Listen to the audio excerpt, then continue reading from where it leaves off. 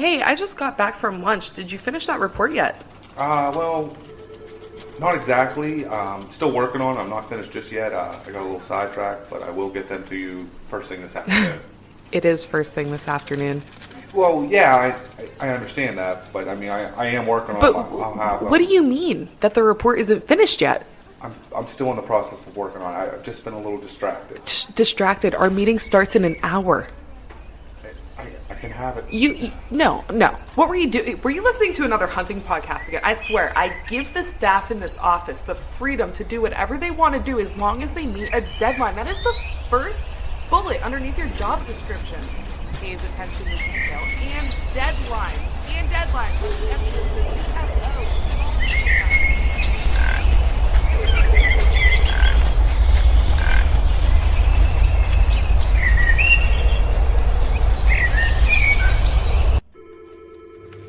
Dude, are you even listening to me right now? Welcome to episode 186 of the Whitetail Distraction Podcast. My name's Austin, and joining me in the PodPort, Charles Hedlund. How you doing, buddy? I'm doing good, buddy. How are you? I'm good. It's almost freaking deer season. Yeah, boy. Oh, I'm so excited. We're sticking with PodPort, by the way. I know I keep bringing this up every time, Yeah, but I know. the name just doesn't sound good. The Rack Shack was way better. Yeah. It'll get back there eventually. Yep, that's all right. I gotta get it done before deer season because I gotta make sure my processing, table right? and everything's all ready. I'm gonna be real mad if I shoot a deer and I have to clean out the Rack Shack and get everything ready. Yeah, you should probably do that. Maybe next week. Let's be honest. Are I you gotta really get going to this do it table next back in weekend? there. I'm gonna try. Okay. All right. I'm gonna try. Hold 'Cause you it's to it. opening day. I'm gonna freaking hunt, and then hopefully that Sunday I'll have everything ready. Next weekend is opening day, huh? Yeah. How about that? Wow, October 5th. Yikes. That's scary. That is scary, isn't it? Sure is. You know what's gonna happen. I said that. Now I'm gonna freaking accidentally shoot one. On first day. Just plow into one on opening day. dude. Yeah. My wife's gonna love me because I'm gonna cut it up on the kitchen table. I think you should just tell your girls that there's a surprise in there and they need to clean it all out to find the surprise. That just means everything will end up in my yard, and I'll Right. pick it up anyway. Yeah, but then it's all out, then you can organize back Put it back in. Right. Yeah. Yeah, you're right. I gotta get rid of the table in there and put this bad boy in there. This is the new table This is the new table. permanently. Yeah, permanently the pod I like table. this. I like this table. It's a decent table. This was free fitty. Can't beat that. I like free. I like free 99 a little better Free than 99 free is pretty good. Yeah. Yeah. Anyways, we're not alone here in the PodPort. We are with a returning guest host. Like episode 8 or something like Dude, that. I thought it was like I think it was three. like 3. Yeah. Was it 3? Yeah, it was very Oh my early god, on. it was super early. I knew it was early. Mm-hmm. I had a pretty good feeling it was number 3. Big Booty Bobby is how we I'm pretty sure the Yep, title. that's how it it. was. Big Booty Bobby. That's it. Mm-hmm. Yeah, Brooke gave me that one originally. Yeah. Well, welcome back, man. It's good to be here. Why'd it take 6 years? I know, right? Jeez, oh man. I felt like it was like 2 or 3. I can't believe it's been that It's been a long. while, man. Isn't that crazy? Yeah. You got updated equipment and everything. Oh, yeah. Last time I think you had like a microphone duct taped to a stick, and If we were lucky. We were like, this is the third machine since then. Yeah. Yeah. Yeah, new mics. New I mean, mics, that's yeah. actually still the original That mic. is an original mic, yeah. From Still back sounds then. good, though. Yeah, it still works just Yeah. fine. We just upgraded ours personally. And Yeah. then, new table, new chairs. We were rocking back then the old desk chairs, which I don't mind, but they were a little noisy. No, we were rocking folding Well, metal chairs back then, and a yeah. plastic table. Yeah, we didn't even have the nice. You're right. We did not even have the nicer chairs in there Yeah, then. that's right. Yeah, I don't remember what table. Oh, just the Folding- plastic folding leg tables. Yeah. dude. Folding table. Listen, it didn't matter. We had a blast. I had a blasty blast. We had a blast yeah, back absolutely. then. Such a good time. Rack Shack was full blow. Just We just got to put some more racks in there. That's the only thing. There's still racks in there. Are there? Oh, there's still racks in there. Make sure the mice don't get them. we need to update They're doing those. fine. Okay. They're doing fine. Have you checked on them? Absolutely. I was in there yesterday. All right, just Yeah. making sure. Yeah. How's my turkey in there? Still good. I got to freaking mount it still 6 years later, 4 years later or something like that. I don't know. I'm sorry, dude. That's just the spurs in the fan, or Spurs fan Yeah. of beard. Oh, okay. Yeah, It was a chonger turkey. I'm It so was- sorry. might be my biggest.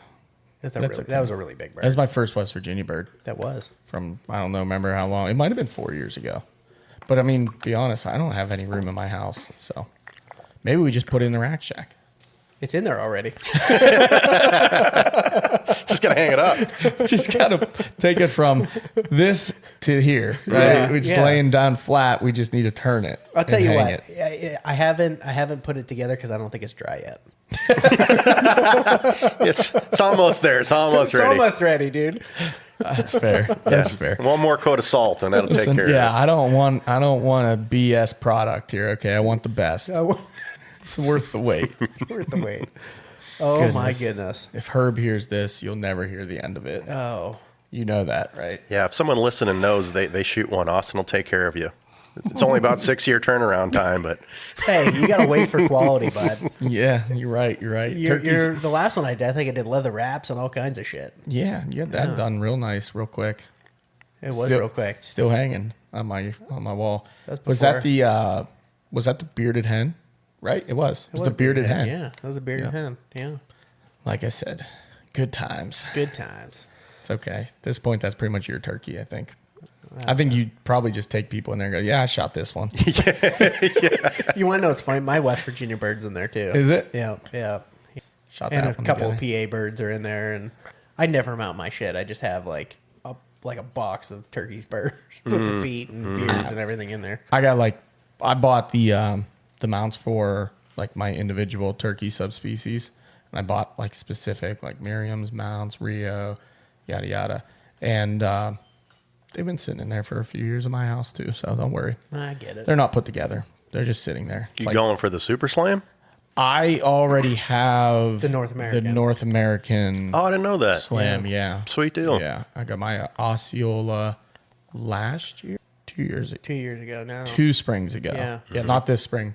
The one Previous prior. spring, yeah. Your Rio. My Rio was Oklahoma. That was my first subspecies outside of the Eastern. And then I finished it that same spring. I shot the Osceola. I shot a Miriam's out in South Dakota Yep.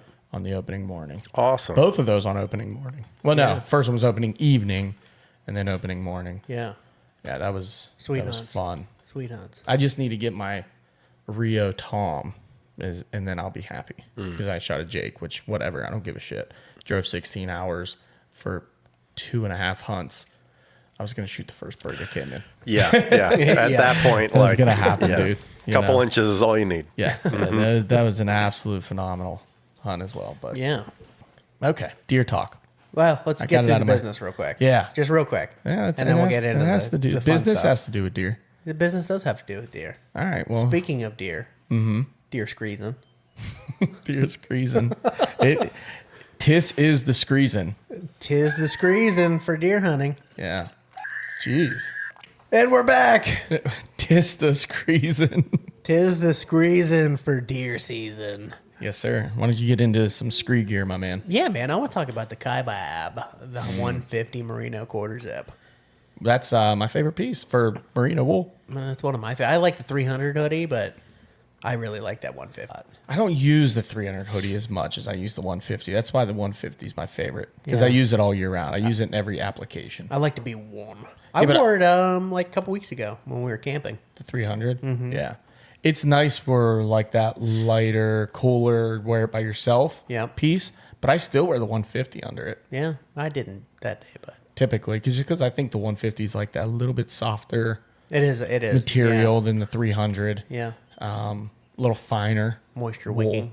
Yeah, I love that. I love wool, dude. I mean, and then I'm really wearing a 450.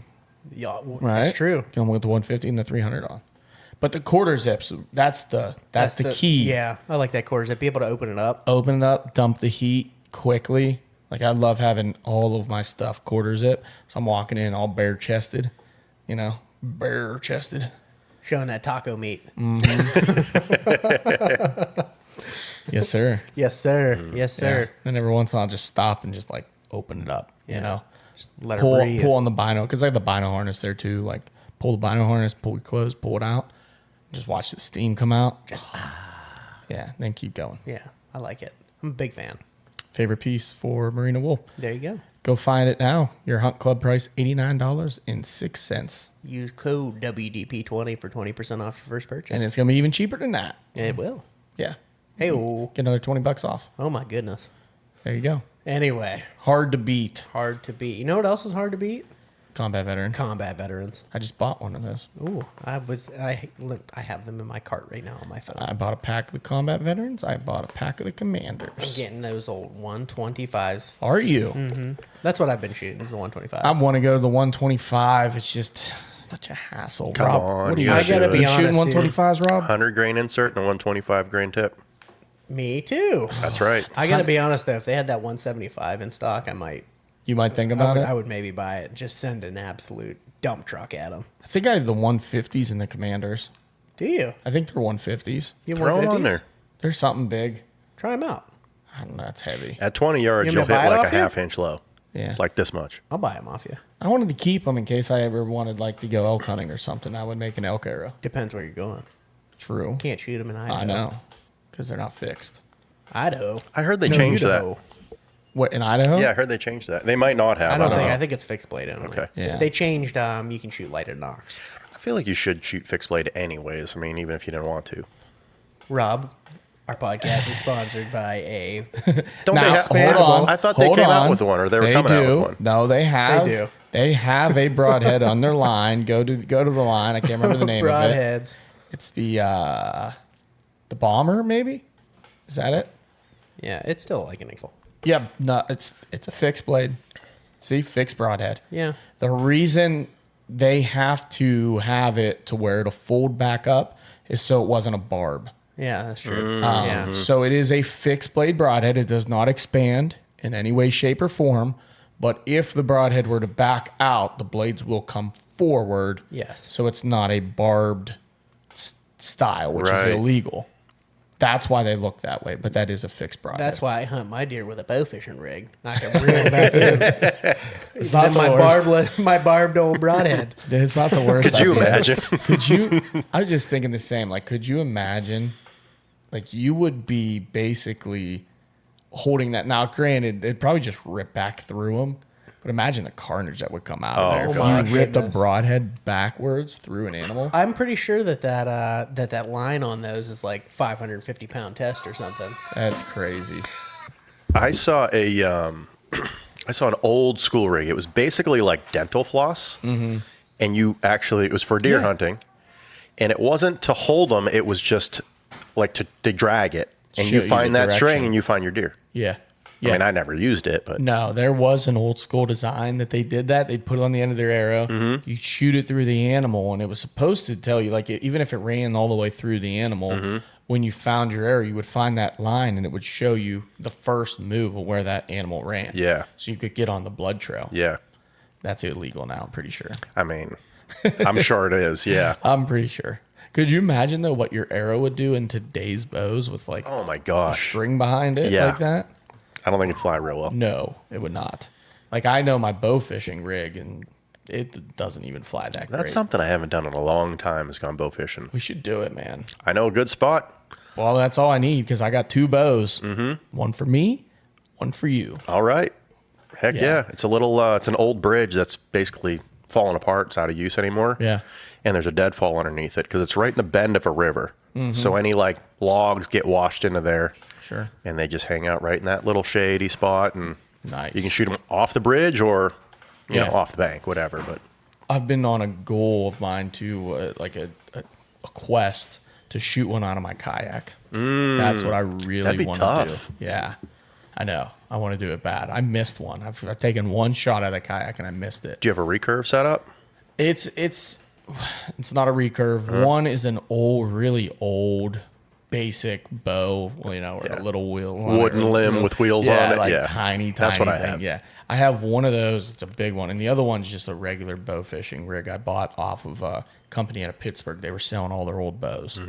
I don't remember what brand it is. To It's a be honest. Cajun. Is it a Cajun? I didn't think it 'Cause I was a bought the Cajun. same. I think I bought the same reel as you. My reels are all Cajun. Yeah, I think. I bought the same reel. I got it on MacBids for $12. Yeah. Yeah, I definitely have Cajun reels. I didn't know if the bow was Cajun. You though, have an 'cause- Oneida? No, definitely not. You never know. No, the Oneidas, they're a little higher class for me. Oh, yes. I just can't remember what they were selling like 3 brands of bows. That's why it's throwing me That's off. right. 'Cause Yeah, I remember. I bought one different one for Sam, one for mine, and Sam's had like the upgraded reel on it, the really nice reel, like really nice. And I can't remember what his was. Was it a either. big mouth? Yeah. There you go. Yeah, he had a big mouth on it. And that's why Nice. he waited, because they were waiting to sell those ones till they got their other reels. And he got his with that on it. I'm like, man, I'm a little jealous. I probably should have spent the extra money and got it, but I've been out twice. Well, that happens. It's really that big of a deal. That's always the way it goes. You know, You know what else happens twice? food plot season. When your food plot fails and you have to put something in, like Back 40's Rescue Blend. That was actually pretty good. I was you know, that's pretty good. That I'm was just a good saying. one. You know, the rescue blend's pretty good too, from what I hear. I can't wait to see the results that Mikey gets. Have you talked to him about what his looks like, or has he not been back? I haven't talked to him about I it. don't think he's been back there since he put it in the ground. But Yeah. all this rain and weather we've been getting lately Should be pretty good. Should be growing. Is it a quick sprouting plot mix? Yeah, Is they it call it the Rescue Blend. It's basically like if your plot fails, you put this in, it's going to grow. Yeah, Yeah. It's an instant green up. Yeah. it says. Okay. So it's legitimately specifically blended for salvaging felled plots. Yep. Interesting. Yeah. Because that happens more frequently than people would like to admit. That is Oh, correct. 100%. Yeah. And not even that. Like, a lot of times you plant stuff, and if you don't plant it big enough or you have too many deer, they'll eat it, and you like it never grows. Yep. Yeah. Because it's too Browse slow pressure growing. They is just just browse toast. down. Yeah. But this stuff grows up so fast. I mean, it's impressive. quick. Yeah. You know what I put in my yard this year that the deer are crushing? Jerusalem artichokes. What? Yeah, I never would have thought about it, but they pound that stuff. Really. Apparently. Yeah, I didn't think about it, but they crush it. Back 40's new blend. There you go. Jerusalem artichoke. Yeah. Dang. The old artichoke blend. The old artichoke blend. Oh my goodness. That'd be cool. That would be pretty cool. You know what else is cool? What? Using code distraction10 to get 10% off. Hey, yo. You're the coolest. You're the coolest. If you use Distraction 10. There you go. All right. Business. Come on, man. So stupid. Yeah. Conversation's gone sideways 100 different times. It has. Anyway, Yeah. Roberto, hi. Hi, hello. Good. How are you? I'm wonderful. Excellent. Very blessed. Let's talk about some deer and stuff. Are we killing some next weekend? That'd be sweet. Dude, that would be Yeah, sweet. probably not, but You got a plan for next weekend? I don't. I mean, I have a couple of ideas, but it'll just depend on the wind, really. Local spots? All local. Yeah, All nice. public. Nice. Yeah. If I can find some white oaks that are producing, Yeah. that's probably where I'll go. They're heavy this year. The freaking hickory nuts are dropping like madmen, too. Okay. Just saying. I have a little spot in mind. It's an island in a swamp. You got to get wet to get to it. If the white oaks are producing, it'd be a good spot. And if it's not underwater. Yeah. I mean, I don't know until I get out there. It's funny that you say that because I just went out to a new island in a swamp that actually happened to be an oak island. Oh, okay. Lots of oaks dropping. No deer sign. No deer sign. And I got wet. Well, also, though, that there's acorns everywhere right now. Yeah, true. So, like, Yeah. you know. It's funny, though. Even though there's acorns everywhere, you still see those certain trees that deer, they really do, like, they prefer this Oh, one. yeah, absolutely. Which there's, is weird. What, 50 species of oaks? Right. It's Something like insane. that, yeah. Yeah. So, There's definitely favorable acorns for Mm-hmm. sure. But, you know, and they'll feed on different acorns the whole way in. It's not like they just run to that tree, but last year is a prime example where there was acorns everywhere. I hunted over, literally, if this table right here was covered in the acorns on the ground, you couldn't see the table. That's how many acorns there were on the ground, like just tripping over them. I'm like, I'm hunting right here. I didn't see a single deer, but 200 yards from me, roughly, Sam was hunting, and he had like 7-8 deer all flocking into one tree. Yep. One tree, and there's acorns all over the place. So it's weird. Like, it's hit or miss sometimes. It's, like you said, just one tree, sweeter acorns or different Yeah. variety or it's hard to say. I don't know. The deer know. They or, do. or apples. Yeah. Yeah, I might go to the old house. Those Ooh. apple trees Oh, at the yeah, top there of the you go. street there. There you go. That's always a good spot. Heyo. Listen, the apples, this was a good year for apples. Last year was a good year for apples too. It man. was. This year is just as good. I mean, and same with the acorns. I've heard the white oaks are doing well, but I've also heard mixed reviews. Some people are hit or miss on whether their white oaks are dropping or I not. saw a lot of reds on the ground. I've seen only red so far. Yeah. Yeah. Your backyard is loaded with acorns. Oh yeah, absolutely. All reds though. Yeah, Yeah. all reds. Look at my driveway. There's a bunch of reds on there too. It's insane, dude. Yeah. We were out there climbing, and you just hear. Oh yeah, dude. You should hear. It sounds like somebody's walking on my roof at night. All the Nah, acorns. you just have you have rats. No. It's the reindeer Chupacabra. getting up there. Chupacabra. Yeah, that's what it is. That's got to be it, man. Yeah, dude. But speaking of oaks, I was really disappointed when I walked out to that freaking island because I got wet. It might just And be it too was like, early. dude. I'm hoping that the deer get pushed into that when the pressure hits. But Yeah. dude, I walked like 150 yards through cattails. It was miserable and it was freaking hot. What kind of water were you walking through? Was this something you could get through with knee high, or did you? I Have was your- wearing my knee-high boots. I went over in one spot, but Okay. it was like that really dark, really sloshy, stinky mud. Ew, yeah. And I was just pushing through cattails because I was like, I know it's out here. And I found it. But there was like some doe tracks on it, a couple of them, but nothing that I was really looking for. Was the island super wet? No, the island was dry. Yeah. That's why I'm thinking like if pressure hits, I bet Right. they go out there. But Because we've had a lot of rain recently, but it's been dry for Yeah. like 2 months. I also don't know how I would get in there quietly because I had through There's- all those yeah. cattails. Just wait for a windy day. Yeah, That's true what I too. do. That's true too. A windy day is my favorite days to Yeah. get those tough spots. Yeah, true that. That's a really good point, because you're not getting in quietly. No. You're just not. Especially with a backpack on your back and sticks Yeah. and everything else. Like it was You could rent like an airplane and just drop yourself down in there. with just a parachute. skydive into Yeah, it. there you go. skydive That'd be down. sick. That would be sick. And then I just like, Or shoot one and stilts. helicopter it out. You could borrow stilts. That'd be sweet too. You'd have to practice for a while, but you could stilt in. I think it'd be a lot quieter. Just draw my bow and start I was going to walking. say, yeah, just have your bow in your hands. Just stilt your way in. Stilt your way in. You don't even need a stand anymore. You just No. hunt off the stilts. You know what would happen to me though? I get stuck in the mud and I'd face plant. Yeah, for sure. I didn't assume that was going to actually You'd work. never see me again. 12 feet straight into the mud. Yep. Hey, guys, it's me. How about you thought that I was dead? Good old Billy Madison. Billy Madison. Oh my god. Well, it was the clown. Didn't he fall off stilts or He something? does. Yeah. He does. Yeah. Sorry. Epic. Epic. Yeah, but inclement weather is always my favorite time to hunt. I like it, but How like, inclement though? yeah, that's true too. I mean, Because bad, I'm not. We got I've a never hurricane had. coming. Yeah, I've never had really good luck in like bad rain or bad thunderstorms. I don't know. I mean, it sucks being out there when it's shitty, but Yeah. I've had really good success in really shitty weather. Yeah.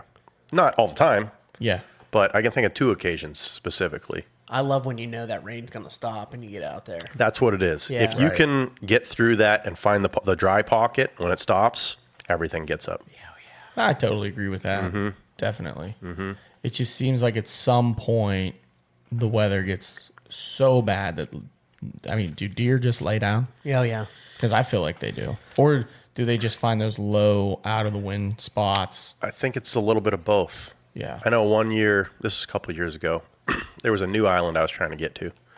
And I'm working my way through the swamp, and of course I hit a beaver running up and down the stream. So it's like a 5-foot deep channel. And I'm like, I can get across that. And then I couldn't get across it. So I went up to my nipples in water. Oh, nice. And so I said, well, I'm wet. I'm going to go hunt it anyways now. And it was windy. A storm rolled. I mean, it had to be 50 mile an hour. It was nasty. I had no business being out there. I mean, I just got up to the biggest oak tree I could and curled into the roots and like, Froze to death. just like prayed that the hours would go by. But last light, I had a big bodied deer with the 50 mile an hour gusts walk off that point and walk down through on a scrape line that was down there. I remember you telling me about that. Yeah. Yeah. And so I think it was either the next weekend or the weekend after. I went to that same spot, but I went in on the other side. Mm-hmm. Didn't bring a sand or anything. I just snuck through the swamp. I wove through, stepping on like the root balls or whatever. Yeah. And I I got to the edge of that island and I stopped and I kind of just assessed the situation. There were a bunch of scrapes and there was some rubs in there. And that's where that deer had came through last time. So I just stood there and I saw something about 100 yards away, white, just go from ground level up like 2 foot. I was like, what was that? You know, I couldn't tell what it was. Well, it was a deer's rack. Oh, There was a buck bedded off of that point. And I didn't realize I was that close, but right. he came in and he started walking right down that side of the hillside, and I shot him at 20 yards right off the ground. Oh, shit. And then the real work began, you know, getting him out of the swamp and then going up a hill and then whatever else. But all that just to say that I think inclement weather is worth hunting. I know what swamp that was too. Yeah, It was in Nebraska. You know exactly where it was. Yes, yeah. The Nebraskan Panhandle. Yeah, exactly. Oh yeah, dude. What's that? Nebraska, New Mexico? They meet right there. Yeah, in the right there, Panhandle? right on that line. That's what I thought. Yeah. Yep. Or cornfields. I love hunting cornfields during a storm. Yeah. Just sneak through the rows, peek your head through, look up and down. No trees to fall on. You. Yeah, step in. True. You can be as loud as you want because the Right. wind's noisy. And I've walked up to a lot of deer doing that. Never a buck, Yeah. but lots of does. Sweet. Hanging out in the corn. Yep, Are they they- standing and feeding in the corn, or are Bedded they down. bedded? Bedded down, yep. Yeah. So they're just tucked in, hunkered down, letting the storm go by, and you're in there trying to just. Yep. I usually just bring a shotgun in because you can't shoot far anyways. Why not? Yeah. Addle. I'd love to shoot one with an addle. That'd be awesome. That'd be intense. That would be. There's a guy around here who makes them and hunts with them. I forget his name, but someone at church beast. told me about him. Guy's a beast. Addle hunting. Can you would imagine? Be intense. That's up there with like spear hunting. I mean, it's supposed to be easier, right? A spear or an addle? An addle. I don't know if it's easier. I think once you've mastered it, isn't that why they created the addle? Yeah. Make yeah. it easier. It's like I think halfway they between a created it bow because and a they spear. didn't have a bow Yeah. yet. I know, but they wanted an easier way, like to actually launch your object, your projectile, Yeah. than throwing it with your arm True. like a spear. I mean, I've seen like survival shows back in the day where they addled. Well. Those things are intense, man. And the guy was good. I think he hit like a rabbit or something. I saw a survival show. A guy killed a muskox with a knife. Oh, And hung the yeah. head outside his thing. I love was that show. Was that alone? Yeah. That was alone, yeah. Yeah. Then he cut the head off and put it on a pike or something. Yeah, dude. It's gnarly. It's a good show. That was crazy. The old Survivor, man, back in the day, that was my jam. For Stroud. for Shout out to survival. Les Stroud. Les Stroud was the real deal. You guys should have him on here. Dude. That'd be How fantastic. cool not would that wrong. be? I might reach out. That would be. He's like one of my I triple dog idols. I bet you he would. If you got I'd the talk to email, him. you know, it'd be, Why not? he probably gets 100 different ones a day. But Yeah, maybe. if he You never opened know. it, I'm sure he'd be into it. I'll suck like his. it. You know what? Toe. Big toe. I'll suck his big toe. If you want. Les Stroud comeback. Dude, that'd be so cool. Because That like would be cool. the survival portion of the aspect of hunting too. Like that is a big deal. It It is. is. I Do you finally guys- have a med kit that I put together. Really? Yeah. Yeah. Dude, I have Finally. an IFAC with me all the time. Yeah. Well, I was gonna say, do you guys carry any like survival gear when you're hunting? An IFAC with like a tourniquet and all that shit. survival wise, I used to carry like the blanket, the space blanket, Mylar. and I don't do that anymore. Now, pretty much all I have is like a lighter and some matches and stuff. Yeah. That are in Ziploc bags that are tight so they don't get wet. That's about as far as my survival. Lighter and TP. That's my survival. Yeah. Yeah. The TP's a must, dude. Yeah, It for is a sure. must. Only for blood trailing. Some Of course. Of course. yeah, some dude wipes thrown in there in case Yeah. things get messy Yeah. on those long sits, man.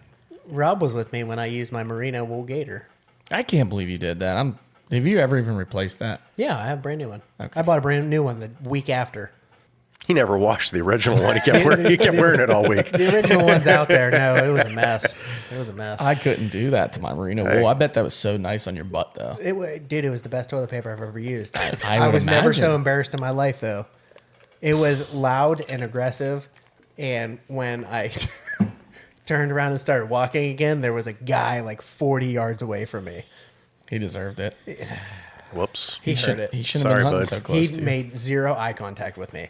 He's like, Yeah, that dude's having a bad enough day. I don't need to make it worse. It was terrifying. I left my pack with my underwear, or not my underwear, my underwear with my TP and everything in the truck. And Rob went the other way, and I went this way, and it was Whoops. That I will had. happen. It was cold. I wasn't ditching a sock.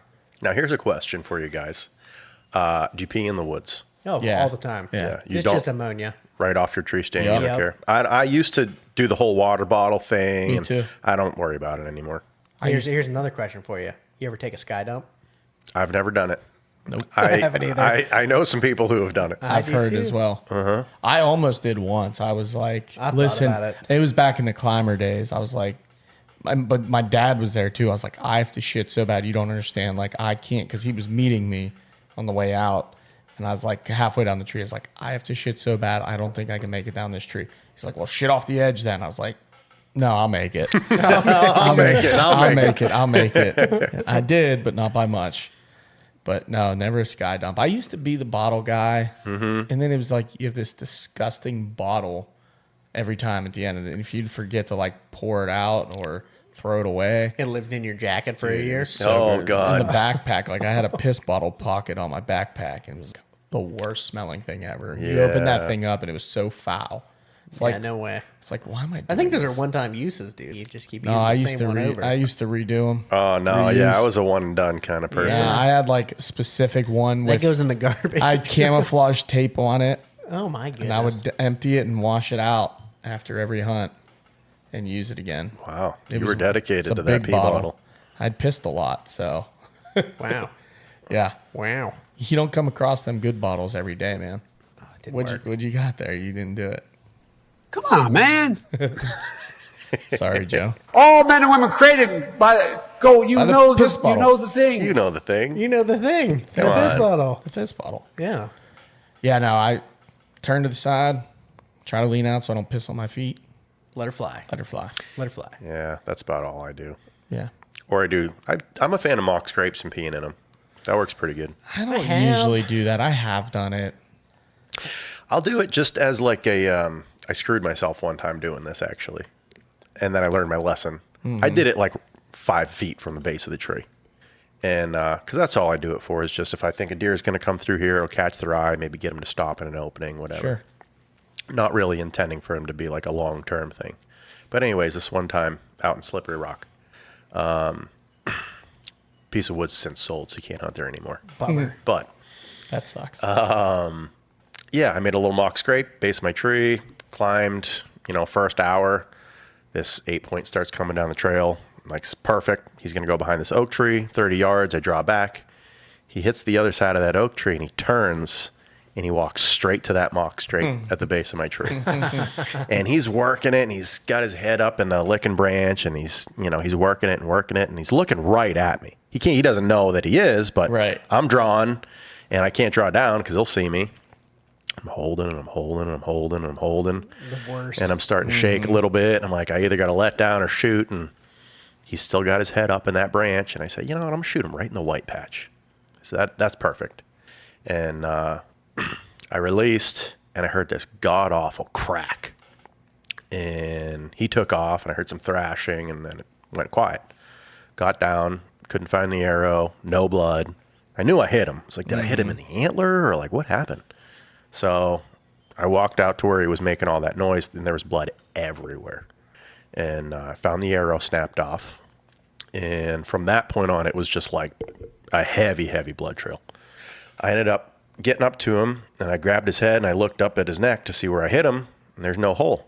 And I was like looking at the back of his neck and the front and legs, and like, where I didn't hit this deer. Where'd I hit him? And then I looked, and he had a little black spot on his eye. And I looked, and that was where I hit him in the eye. And the arrow shaft snapped off. You could see the hole of the carbon That's sticking up. insane. Yeah, Through the eyeball. yeah. And when I cleaned him out, I measured it went down 9.5 inches down through his throat. So that's, yeah, I mean, not what I was intending to do. Right. I think he dropped his head at the last second. Or because you shoot high when you're super close, and he was like a couple yards from the base. That's You know wild. what, though? You got him. I got him. Yeah. Yeah, I mean, I did At the get end of him. the day- Not the way I was trying to, but No meat loss. killed him quick. He didn't go far. Yeah. I mean, he went maybe 150 yards. Yeah, I remember when Joe shot his first buck, I think it was, in the head. It was like square in the side of his head.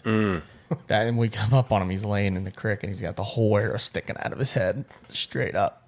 Died in the creek. He might have ran 40 yards. Was he trying to shoot him in the head? No, No, yeah, no. okay. It was his first buck ever with a bow. It was like, it was opening morning, and it was still pretty dark out. Like, it might have been legal shooting by a minute and a half. And he shot this thing. Yeah, and hit him in the head. Well, you do shoot where you're looking, so we know what he was looking at. Good Poor point. Joe. Good point. He's just a lucky bastard, dude. Shooting him in the toe. Yeah, he's hit a deer about everywhere you could imagine hitting a deer and not thinking you would ever recover, and he's recovered. Just hit that artery or whatever. What, dude? He's literally sliced a deer's throat with one blade of a 3-blade broadhead and killed it. Wow. I got home one time, there's a deer in the tree, and I'm like, oh, cool, someone got one, a big giant doe. I'm looking everywhere for a hole, dude. I cannot find a hole in this deer. I'm like, what, they hit him with a truck? Like, what happened to this deer? I go in, I'm like, who shot the deer? My dad just kind of started laughing. He's like, your brother shot him. I said, where'd he hit him? He said he sliced his throat with one blade. Like, his arrow had one speck of blood on it. Wow. Yeah. Unreal. Right, that's, Hey, I'd rather be lucky than good, though. yeah, that's Yeah, true. You know? honestly. It's true. I'll take it however I can get I it. needed more luck in my days. Put Yeah. it that way. Yeah. I needed a lot more luck or a lot more good. One or the other. I don't know which one.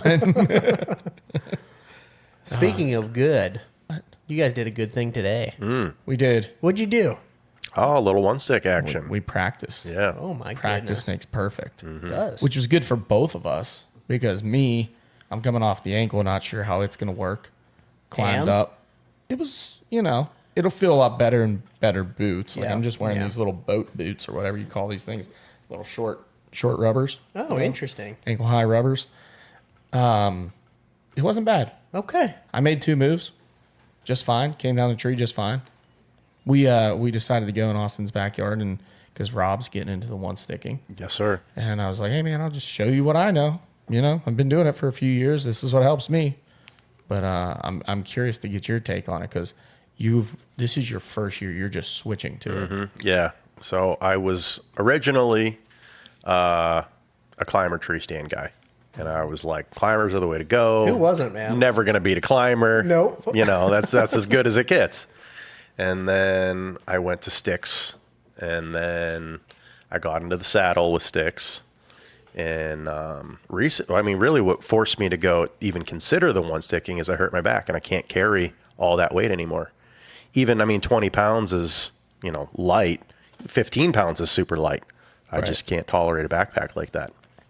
So I was like, how can I cut weight? I'm going to get the Hyperlight sticks and I'm going to do this, I'm going to do that. And still, you're carrying around a lot of weight. So the one sticking is the lightest option. Yeah. And I was against it at first. I'm not going to lie. I was like, that's just too much fiddling around. I don't want to deal with that. And it looks crazy. But once you do it, that's the way to go. Yeah. It really is the way to go. It's the coolest thing in the world being like freaking Tom Cruise rappelling.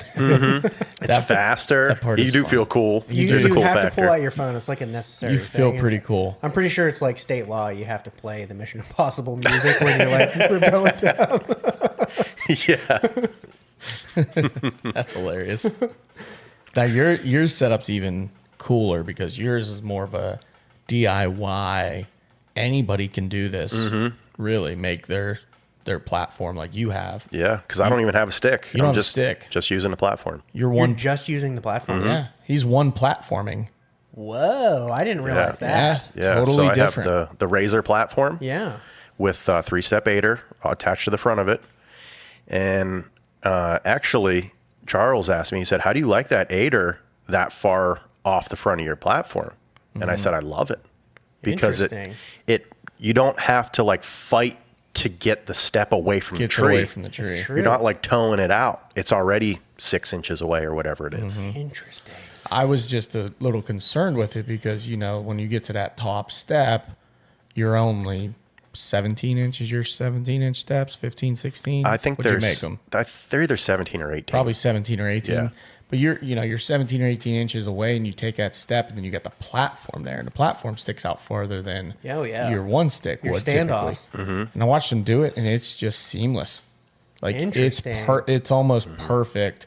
Like he doesn't hit his knee on it. He's not, it's because I told him, even if you don't want it at the very end, you just move it up one rung to another strong point in your stand, and then you're just 2 inches closer than what you are right now. Did you just revolutionize the freaking game? I don't know. I just made it up. I didn't want to spend the money on a one stick, so I'm using that Razor platform, which is great. Sick. Yeah. I mean, it's a little more cumbersome than a one stick because it's not as fast. He doesn't have the cam cleat. You'll get fast though.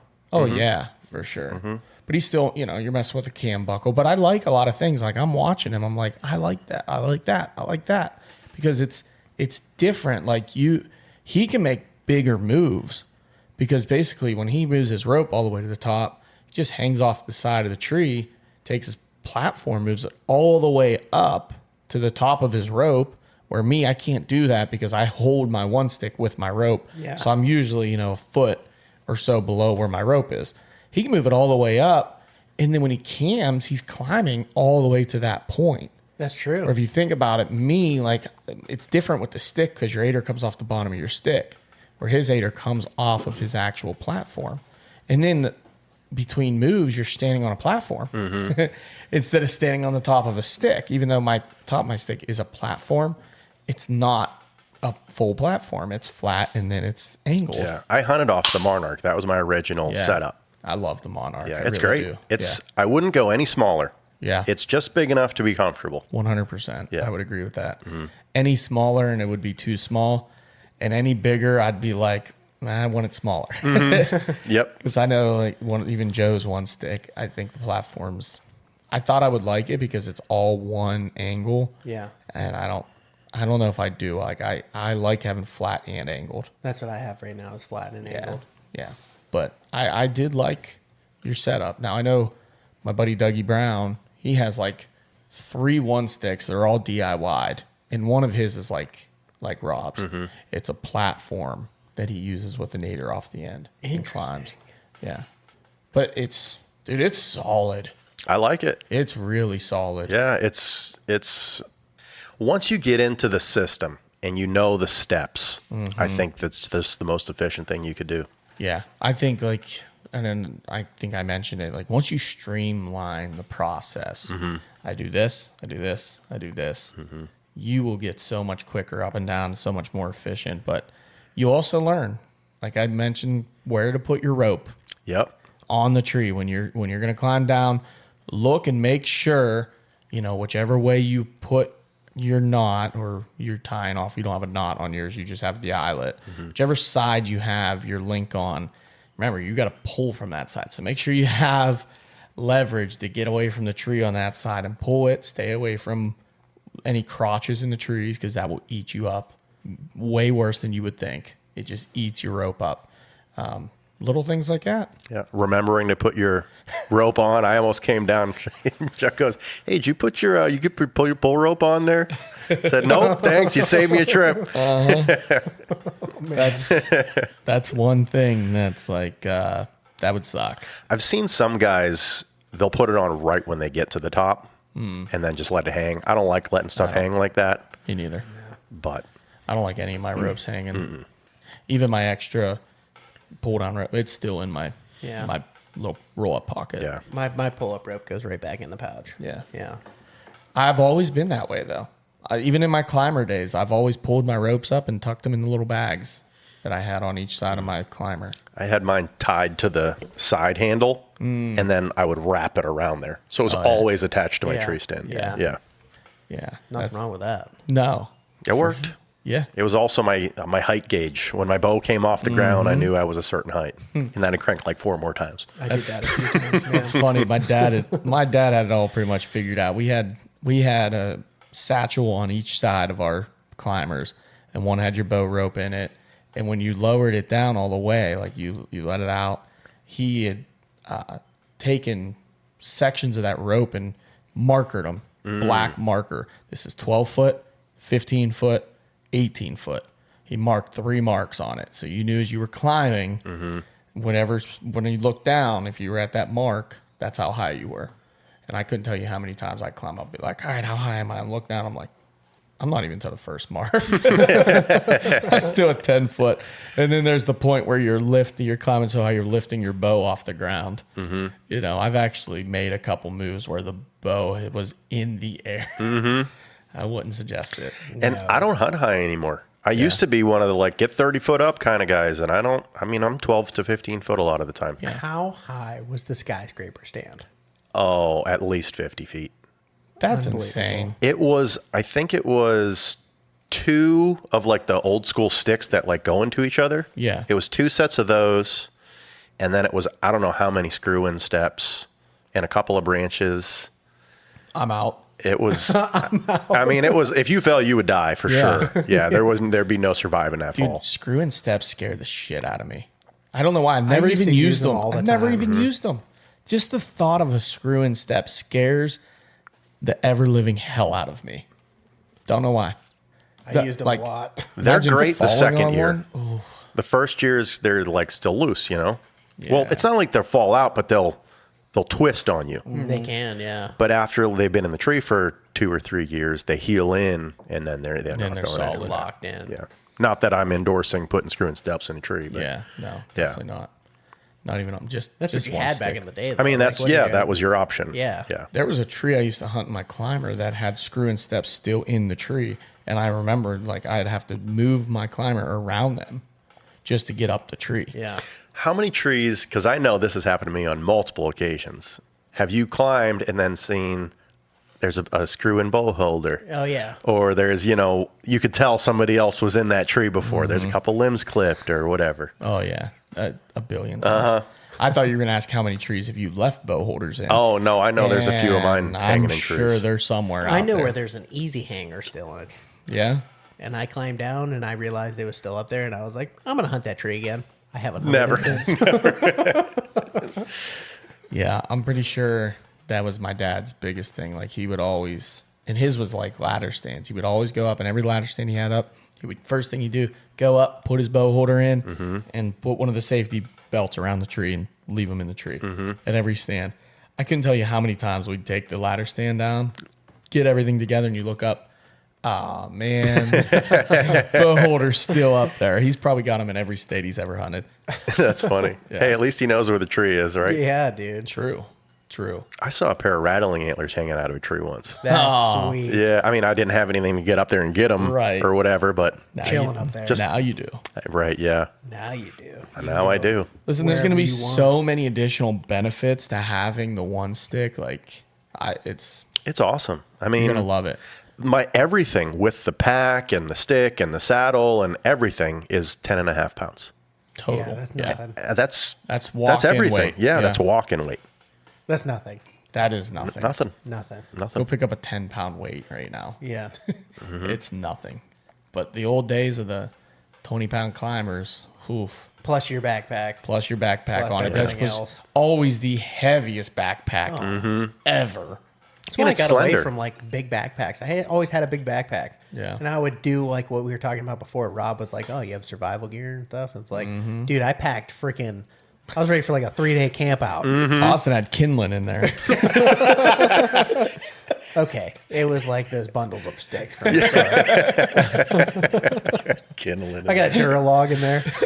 just in case. Just in Hey, case. you never know, man. Never know when you get lost in that 40 acres behind your house. You never know. Took me 12 minutes to walk in there. Come on. That's great. 4 MREs later. I was hungry. Well, that's just it. It's like, how much do you really need? What do you really need to have Right. with you? You know, a minimalist.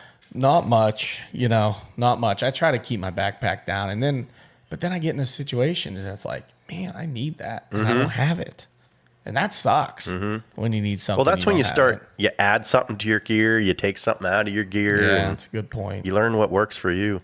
Like you said, you were using those night eyes. You don't use them anymore. Yeah, yep, yeah. I used to use them. Don't really anymore. I love when you go into a new spot and you shine your headlamp in the morning. Oh, And the freaking night eyes just light up and you're like, there what's you- going on here?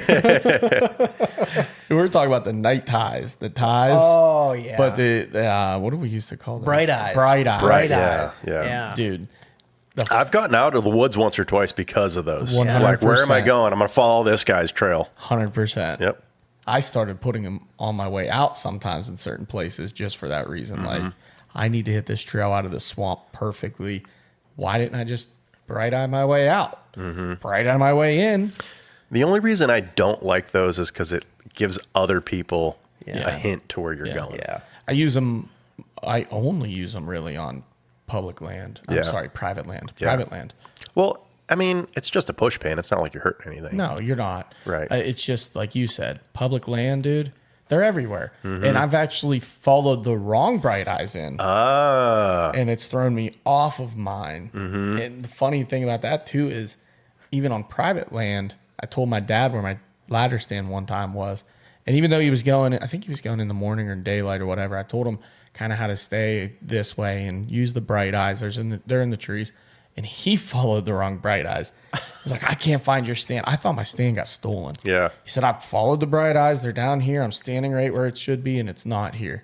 I'm like, dude, someone stole my stand. This is insane. I reached out to the property owner. I was like, hey, look, if any of your neighbors or anybody, comes up with something, let me know. The next day I went in there, my stand was Right there. perfectly in place. Yeah. He just went the wrong way. But rifle season, I did that. I took the wrong. What screwed me was I was going in on mine and someone shined me with a light. And even though it was an hour and a half before daylight, I was like, I'll just go around this guy and I'll get back on mine. And I got back on the wrong set and took me totally the wrong way. That's something about public land that I don't know how you feel about it, but you get guys that hunt like right off the trail or right on the trail. And then are like, hey, I'm hunting. It's like, yeah, I know, but you're like right at the entrance. Like, where do you want me to go? Right. I just walk right past them. Yeah, that's all you can do sometimes. Yeah. I just said, don't worry about it. I'm going way in the back. Like, dude, you don't own the trail. But hey, public, you can hunt wherever you want. Yeah. You could hunt in the tree right next to me if you really Right. wanted to. Right. It's not very And, kosher. and if but- you're hunting the trail and you expect a deer to come by there, other people have walked that trail. Deer are used to people walking on the trail. Like, they get used to it. They probably watched you and me both walk in on that trail. Like, it happens. Yeah. But rifle seasons, that's always a thing. You walk past like 6 guys. I remember the one spot up our camp when the gate was closed. It was the best spot in the world because all you do is outwalk everyone. Gate was closed at the road. We're walking in. It's like there's already 4 trucks there in the parking lot when I got there. And I'm like, I don't care. I'm going because I know nobody's going to be back there. And sure enough, it was like we're all walking and you can see all the lights going. And it's like one would bell off here. And the way it worked out is the road went way back and off the right-hand side was a big downhill and you could just sit at the top and cover the whole bottom. That's right? a great spot. So, yeah, everybody. For gun season? For gun season. That's what everyone does, right? They stand on a high point and they watch that bottom up the big woods. So that's what they were doing. They were just like, one would drop off, next one drop off, next one drop off. And I'm walking, I'm like catching these guys and they're trying to like race in the woods. I'm like, we're cool. And next thing you know, the last one dropped off and I had another half a mile to go. Like the last one was nowhere near me. And I think we shot 6 deer back there or something. Sick. Five deer, 6 deer, something like that on opening day. We just piled them up. Awesome. Now the road's open. Yeah. Now everybody hunts back there. Can't hunt it. Yeah, it's terrible. And they logged it. I like logging's good like 4 or 5 years after the fact, but Oh, it'll be good. It's a really good spot. It's the road that's open that really sucks because you can drive all the way back there and people just drive back and forth. that's back it. And forth. And now it's not a hard to get to spot anymore. Yeah, because that same layout that's really good for just looking and watching that bottom is really good for road hunting. Because you can True. look out the passenger window, see Yeah. 200 yards down over the hill, and you can sit and just creep down that. And then if the guy, you jump out of the truck and shoot him. And I'm sure that's what everybody was doing. Yeah, probably. Yeah. So you're way back in there, whatever. And what pisses me off about something like that is when they put up the signs like no vehicles beyond this point, and then someone drives all the way back in there anyways, and you park it like that halfway point. Yeah, you get back there, there's 6 trucks, and it's like, why Yeah. did I walk a mile to get back here? Right. Yeah. Why'd I walk them last 800 yards Yeah. if I could have just drove back here? And then had I driven back here and seen all these trucks, I would have left. Yeah. I wouldn't have been here. Yep. public land's getting tough, man. It is. I mean, that's why I was just talking to my buddy on the way over here. I get wet almost every time I go out in the woods now. Yeah. Yeah. I mean, maybe I should invest in some better gear, but You need some good. You need some good. Like, I don't like rubber boots anymore. I'm not a rubber boots guy. I'm away I've from sworn off of them. yeah. They're not comfortable. They're I like a good terrible to leather walk boot, dude. in. They're not. They're heavy too. They're heavy for the most part. Standing on a platform is not the greatest in rubber boots. Sucks. And leather boots are waterproof. You're not going to get multiple seasons out of them, but I only get one season out of a pair of rubber boots anyway. So I've got multiple seasons out of my boots, but I've got to the point where, like, dude, I rock the leather boots and gaiters. I was going to 100% say, of the do you wear time. gaiters? I've been looking for a good pair of gaiters. I You got guys- a good pair for you. Yeah. And they Tis- are on sale right now. Tis Okay. the screezing. Oh, Oh, that's not what I wear, but yeah, okay. I've been waiting to You kill mine, should. and I haven't been able to. So Oh, yeah. yeah, my Kenna tracks. They're great gaiters, dude. I need a Scree pair. makes great gaiters too. They do. I'm not hating on I've been them, but wearing the shit out of them. I That's love what them. I'm going for next, but I just haven't killed mine yet. Hey, what Yeah. was the discount code? WDP20. Yeah, there you go. I might There have you to go. get some this week. Yeah, They were on sale like half off. they make great gators. Not that long ago. They really do. See, the gaiters I saw, I went to, was it the new Bass Pro in Niles? It's like, you guys got any gators? And they're like, oh, yeah, right over here. And they're just brush gators. They're not water. I'm like, those aren't going to help That's me not out. going to do you any good. Yeah. Now, I've literally, like with 8-inch boots and the gaiters all the way up to my knee, I've walked through shit up to the top of the gaiters. yeah. Now, granted, you can't wade in them. They're not wading boots. But you're crossing a stream. But if you're Yeah. crossing a stream, Yeah. you're taking your foot in and out, you go quick, you stay dry. Mm. Like I pull my pant leg out, my pant leg is dry. Okay. It's crazy. And I mean, even if you got a little bit of moisture in there, Yeah. if you're not soaked, it's all right. What I love too, like you know how it is when the bottom of your pants get wet and it just seems like it weighs 1,000,000 pounds. Dude, those gaiters like suck everything in, just makes you feel a lot lighter and you move a lot better in them too. Yeah. Because you're not getting that bottom of your pant legs all wet and then they start to bag. And Yeah, your pants turn into 20-pound weights. Yeah, plus if it's cold, you know, and they freeze, now you have frozen pant legs. So you're cold on top of everything else. Yeah, dude. You know, that's not fun for anything. No, I think that's even when there's dew in the morning. I just don't like the bottom of my pants Yeah. being wet. I just got in the habit of as soon as I put my pants on and my boots, the gaiters go on. So you just wear them all day. Yep. Yeah. Yeah, they're nice. I mean, my legs sweat in them. That's the wettest they get. How sweaty are you gonna get in freaking rubber boots? way worse. Oh, my Yeah, gosh. exactly. Yeah. They don't breathe at all. Way worse. Yeah, But again, feet stay dry. that's true. And they're killer in turkey season. Like you said, when it's wet in the mornings, Mm-hmm. like super wet and the grass is real high. Dude, that's the worst feeling in the I don't world. want to walk all day running ridges looking for turkeys with rubber boots on. Nope. I've done it. Not this guy. Don't want to do it anymore. Nope. I try to find like a lighter, thinner pair of rubber boots that would be, you know, just tell as you what. nice. And Those are the lacrosse, the agilities. Those are pretty damn light for rubber boots. I might have to check them out. I 'cause wear I've- those every once in a while, and those have lasted me 4 years because I rarely wear them. But Now- they're pretty light. I've sworn off lacrosse because of I was going through boots every other year. The Alpha Burleys. Yeah, the Alpha Burleys. One, because of the way I climb, especially one sticking. You put Hard a lot on of 'em, pressure right there at the tip of your toe when you're putting your toe into the tree. So, like, they were cracking right there. And then, man, the Alpha Burley's got to be the heaviest boot on this planet. They're very heavy. They're like moon boots. And two, dude, they're the hardest boots in the world to get off your feet. Yeah, they suck to your ankle. That's a horrible complaint, but I'm telling you, it sucks. I don't Yeah. care. Especially when you're just cold, you want to get inside and warm You're up. worn and- out. Yeah. Like the last thing I want to do is fight with this damn boot to I get need off a my boot jack foot. and a boot horn and Right. a winch. Yeah. Just tie my ankle around to the door and just like pull at it. Oh man, I don't know. I like my Crispies. Yeah. I do.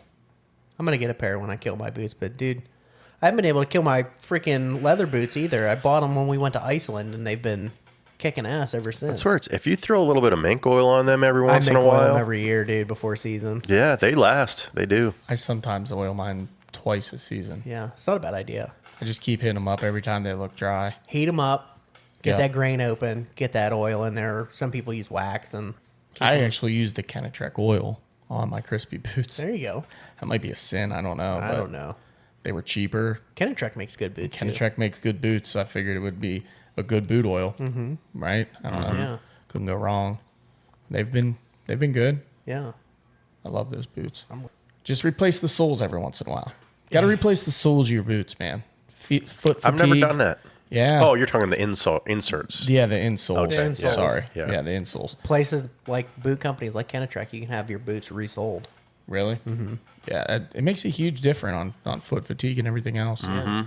I go through a pair once a quarter, basically. Every couple of months, I'm getting a new pair. Yeah, Yeah. it's something 100. It's that- well worth it. Yeah. I never did it before, and since I started doing it, I've noticed a big difference. Yeah. Speaking of, I need to get a new pair in my Crispies because I wore the hell out of them, boy. Oh, buddy. Putting the miles on them boots. Oh, buddy. A lot of fun. More miles to come. Yeah, dude. More miles to It's come. almost time. I like even tonight, like when I got home from work, we had that nice rain that had happened. Mm-hmm. And dude, I just got out of the car, and like I was unloading the girls and trying to get them inside, and I was just like, it just freaking smells like deer season. It dude. does. You can smell it. You was just feel like, it in the air. "Oh, Hell yeah. so good. I actually plan on hunting tomorrow evening. I would love to, but I'd have to bring 2 little girls with me. I don't see the problem. I got a ground blind there. They'd never be quiet. Take that out to 2B. Never. I'm thinking public. headphones and iPads. You think they'd be quiet with that? Absolutely not. No, I was gonna say yeah. She just screamed because there was a fly in her room. I'm taking her this year. That's why I bought the ground blind, but Good. we're going local, and that's not open yet. Yeah, it's not. No. I've had 5 does every single freaking night at like 6 o'clock. In your backyard. No, no. Be a But good place to start. she's gonna shit when a freaking combat vet hits one. Yeah, she is. Oh, yeah. Did you? We were over my mom's house one time with the girls, and there was a deer out in the backyard. And I said, "Hey, Logan, come here." I said, "What's that out there?" She goes, "It's a deer." She goes, "You know what? We should go out there and we'll catch him, and we'll bring him inside, and we'll chop him up and eat him." Yep. Dude, And she I loves was deer like, meat, man. I was like, "Yeah, that's right." I've tried explaining it to her, like we're gonna see them. Don't But freak we're all- out. Right, we got to be quiet. I was like, we're gonna see them, but we're gonna also, they're not gonna be alive anymore, and we're gonna eat them. And she's like, I like eating them. So, and she does, dude. Like even when I make steaks and stuff like that, she's like, "Is this deer meat?" Yeah. So- Hey, That's good. awesome. That's Yeah. great. Yeah, I hope. the I'm a little opposite's scared. not so fun. So that's awesome, dude. I just hope like, and it might happen. No big deal. Like when that deer comes in, she's, Daddy, deer, You know what's gonna happen? gone. I haven't seen a freaking buck on that property in like be a giant. years. The giant's gonna come in. I'm gonna be like, babe, Yeah. look at that leaf on the ground. Stare at the leaf. Oh, that's funny. Oh my goodness. Yeah, you'll draw back and she'll say, "Shoot him, Daddy."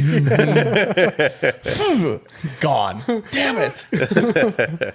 Oh my goodness. That'll be fun. I'm excited to I'm see how hoping. that goes. I'm hoping.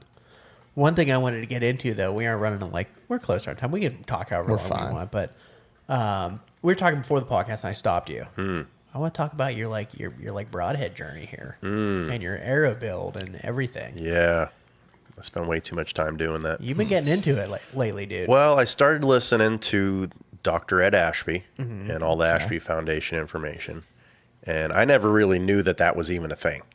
And, once you go through the 12 factors and all that, I'm not going to go through them, but I didn't realize, I was always like, you go to the archery shop, you ask which arrows to shoot, and they tell you 300 spine or 340 spine or whatever. And they put a 12 grain insert in and a 100 grain broadhead. And that's what everybody shoots. And that's all well and good, but I mean, that's not good for penetration. And I was thinking back over the years of the deer that I lost, deer that I hit and I didn't find. And most of them were shoulder shot deer. Yeah. You got to quit shooting them in the eye, dude. Yeah, right. Yeah, I'm 100% for shooting deer. recovery rate. Yeah, 100% for shooting deer in the eye. But Imagine how many more inches you would have got on the right setup. though. right, yeah, and it came out the brisket. Yeah. So I've lost a couple of nice bucks from hitting them in the shoulder. I mean, a mature deer shoulder blade is not the same as a yearling doe. It just isn't. And mechanicals used a ton of energy to open up, and a light arrow doesn't carry the You're momentum. talking about like a true expandable too. Like the old Spitfires Yeah. or whatever, you know. A light arrow doesn't carry the energy Yeah. the way that a heavy, because momentum is mass and velocity. As soon as you release the arrow, your velocity is constantly degrading. It's slowing down the entire time it's in the air. But if your arrow weighs 500 grains or 600 grains or whatever it weighs, that's a constant. And I never really considered it. I never listened to the math or listened to the science. I just shot what everybody shot. Sure. And so this year, like Austin said, I started going down the rabbit hole, and I started with a 50 grain brass and 100 grain. And then I went to a 75 grain brass and 100 grain tip. Now I'm at 100 grain stainless steel and 125 grain. So I got 225 total on the front, which increases your FOC. It increases your overall arrow weight. And it really does carry through. I mean, just shooting, It's pulling through. it's pulling through. Yeah. And a stiffer spine. I'm on a 250 spine, which you need if you're going to go heavy. Right. I didn't realize how important spine was for your arrows. I mean, a light spine, yeah, it's more forgiving technically, but it's not going to hit and penetrate the same way. Yeah. The best depiction I saw of that was Ed Ashby. I'm sure it's a YouTube video. Anybody could go watch it, but he had a little hole drilled through a table, and he took a real light dowel rod, and he bends it off to one side and he lets it go, and it starts whoop, whoop, whoop, whoop, whoop, whoop, whoop, whoop, snapping back and forth, and it starts slowing down, and eventually it falls through the table. And then he takes a real stiff dowel rod and he pulls it, and it just it just real quick does a couple flops and then falls straight through. And he said that's the difference between penetration on a heavy spine and a low spine That's arrow. interesting. Yeah, I never considered it, but it was an easy visual to grasp. Yeah. Right. So I went all down that road, and then he got into fixed blades versus mechanicals, and then single bevel versus double bevel, and all the advantages to that. So We just talked about it on our last episode with VPA, talking about Okay. single bevel and double bevel and left bevel and right bevel. And, Yeah. I never realized that it's actually like a tool. It's actually a simple tool that splits the bone instead of driving through. Right. And I'm going to try it this year. I mean, my first deer I ever killed was a 4-blade Muzzy broadhead. And then I think every deer after that was one mechanical of sorts or another. Yeah. Don't say the R word. Don't say it. Don't you say it. The deer was real dead. Real dead. Yeah. They're still a good broadhead, but I've also gotten, I don't like 2 blades. It's got to be at least 3 or 4, because a slit just doesn't bleed the same way that a Closes triangle easier. or 4, whatever. Yeah. It closes easier. Closes up real That's- easy. That's the only problem. If you look at it, I mean, if you really think about it, you got flesh, right? If you put one single slice through flesh, like cut your hand in a single cut, if you squeeze that together, it stops bleeding. Yep. It's the same with the flesh of an animal, right? You're putting one clean 2-blade cut through it. Totally get it. Where a 3-blade or a 4-blade, you're now making 2 cuts. It's a flap. Yeah, it's a flap. Yeah. Or multiple Yeah. flaps, really. Or multiple, really. Yeah. If you got a 4-blade, you now have 4 flaps Yeah. with, more potential for bleeding. So I get that. I'm going to try it out, the single bevel, 2-blade with bleeders, so 4-blade, Yeah. and see what happens. I'm hoping I break the opposite side shoulder. You know what I mean? I don't want to shoot a deer in the shoulder, but I'd really like to see what happens when I hit bone. Yeah. And I'm not shooting a crazy heavy arrow. I'm at 550. I think that's where you said you were. 555. Do you know what you're at, Chuck? I'm at 430. Okay, so you're like standard. I'm a little bit heavier than your normal arrow because I have a short arrow. So, I mean, my arrow is 26 inches, I think. Yep. Is that right? Something like that. If I remember correctly, I think I cut it 26 or something. So I have a really short arrow. I have a short draw, short arrow. It's hard for me to get my weight totally up, but I could go with a heavier head and get to about 450. You do an insert outsert to add some weight in there. I have an insert weight to the edge of my, so my insert up front's about 64 grains. Okay. Up front. Because I add 50 to the back of your typical, I think 14 grain regular stock insert. So I have 64 and then 100 grain head with a mediocre to lighter side arrow too. I think I'm 8.9 grains per inch, maybe 8.6, 8.9, somewhere in there. But again, short arrow. So all in with everything, hunting weight, I'm like 430. But I started to do the math as well on that, like looking at my kinetic energy. Where is it going to go if I go up, go down? Because I'm also only shooting 63 pounds. So at 63 pounds, looking at when does the weight actually start to hurt me? Because I'm not gaining enough kinetic energy to make up for the slowdown of my bow or my arrow, I guess. Right. And that's just your calculators that you would look at, on your phone. So I started playing with numbers, using that dial, moving it up and down. I've come to find that that's about where my sweet spot was, that I was comfortable with, you know. And that's what it's all about. I mean, It's worked. yeah. Dude, I'll tell you the increase in penetration. I was the same as you, Rob. I was shooting deer like perfect shots and not getting the penetration, not getting the exit wounds, not like Everybody's had that. Yeah, I've I was had it. shooting flappers at deer. Let's be honest. That's what we were doing back then. Nobody knew, what. We didn't know. You go to the shop and they say, this is Yeah. what you shoot. That's what you shoot. That's Yeah. right. Yep. You pull up, if you shoot gold tips, you pull up the gold tip. All right, you shoot this poundage at that draw. This is your spine. Here's your arrows. Cut them down, put 100 grain on top because that's what everybody always shot, like you said. And I was one of the ones shooting 3-bladed Spitfires. I've killed a lot of deer with a 3-bladed Spitfire. Killed your biggest deer with a With three-blade absolutely killed my biggest deer of my life with one. Killed a ton of deer. But at the end of the day, like you said, the science just is there that when you have a front opening broadhead, you're losing so much momentum.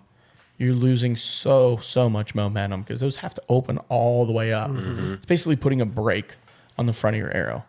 So by switching to a cut-on contact broadhead, even though it isn't expandable, it's cut on contact, has made a huge deal. And I will tell you that these combat veterans, we have literally split backside shoulders with them, broke them, Yeah. broke them.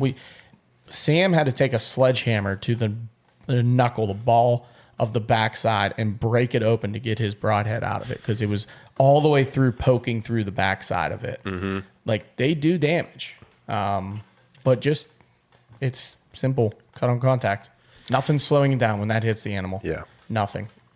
It's cutting and moving forward. Oh yeah. So I don't know.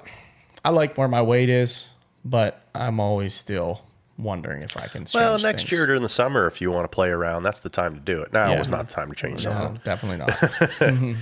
You know what else I did notice about the heavier arrows is the pin gap is totally different. Oh yeah. Yeah. Yeah. Like it used to be 20 to 30 was close, and then it would stretch out a little more and a little more. And then like 60 to 70 was a big gap.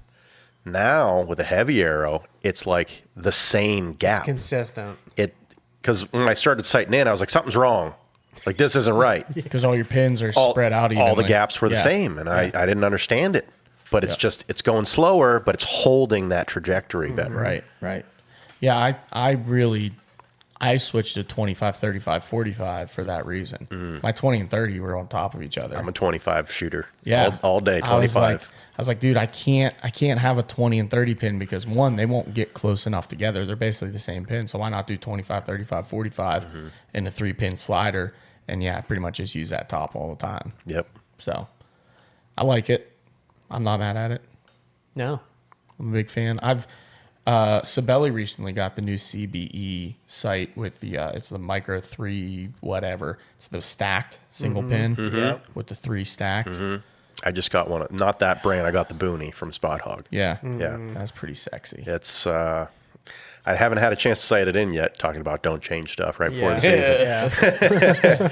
But it was on sale, and I got a deal on it, and I've been wanting it. So That's probably the easiest thing to change out, though. yeah, Because all you gotta do is Just throw it shoot. on and sight it in. that's all. That's Yeah. it. You're not having to go and totally retune your bow or anything else. Because like you were mentioning too, like tuning issues with spine of your arrow matters too. Mm-hmm. You know, you can be underspined, you can be overspined pretty easily, and it will throw your whole tune off. You'll have just random flyers in your group. You might shoot too perfect and have a random flyer, and it's like, what's going on? I know that was a problem with Joe, and he was going through his arrow issues because I still think he would have been fine, but you know, the guy at the bow shop claimed he was underspined for adding the 50 grain weight up front because I talked him into it too. I'm like, dude, I'm telling you, the penetration difference is insane. And I think he got away from it because he's a one pin shooter and He wants to shoot flat. he wants to shoot, and he's like, I'm so used to my holdover, and that's changed with the heavier arrow. I'm like, well, yeah, duh. But Yeah. the benefits of it, don't take a 55-yard shot with a single pin, Joe. Or dial it. Yeah. Or dial it. Just yeah. dial Yeah. it real quick. If you're Like- taking 55, let's be accurate. Right. Right. And he has an HHA. Yeah. So dial it to 55 and use the one pin for what it's used for. Yeah.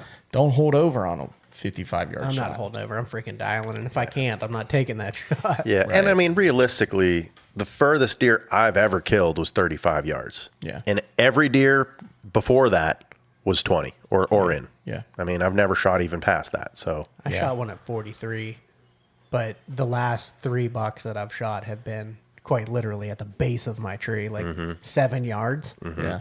And it's been terrible because they've been like straight down shots. yeah. I didn't realize tough. I thought the doe I shot at was 45 yards. I heart shot her at 52 or 53. I thought she was 45. Okay. It's a small doe. Yeah. Guess so. Yeah, it was a small doe. I did not realize it. I thought she was at the edge.